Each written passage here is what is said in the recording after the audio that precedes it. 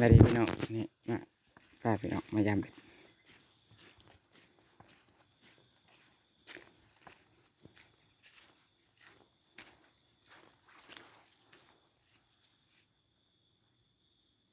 บ่ถือพอดี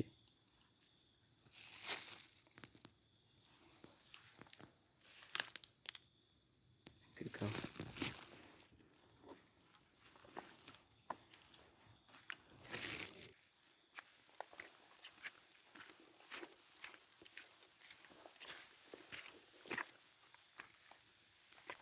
อ๋อ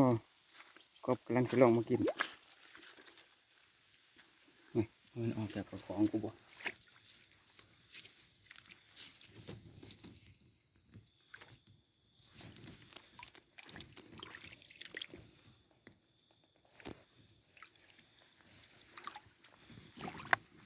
นี่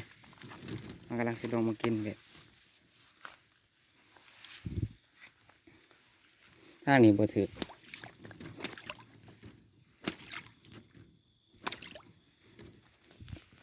ยามาตอนก่อนถืออยู่ตอนดึกๆมาผู้เดียวเลยบ่ได้ถ่ายตอนมืดขายเนื้ออังคาร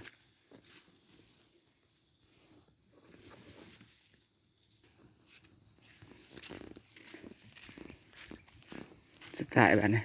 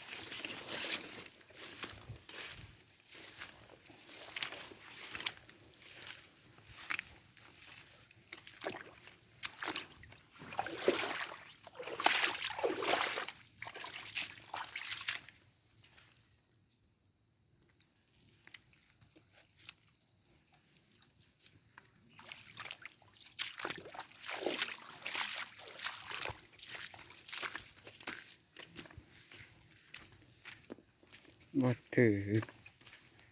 ครั้งสุดท้าย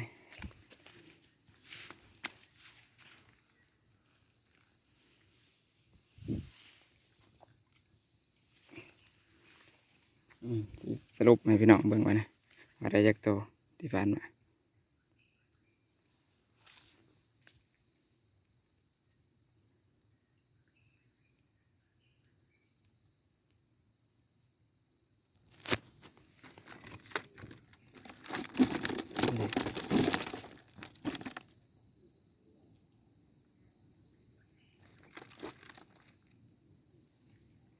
ไปตัวหนึ่งพี่น้อง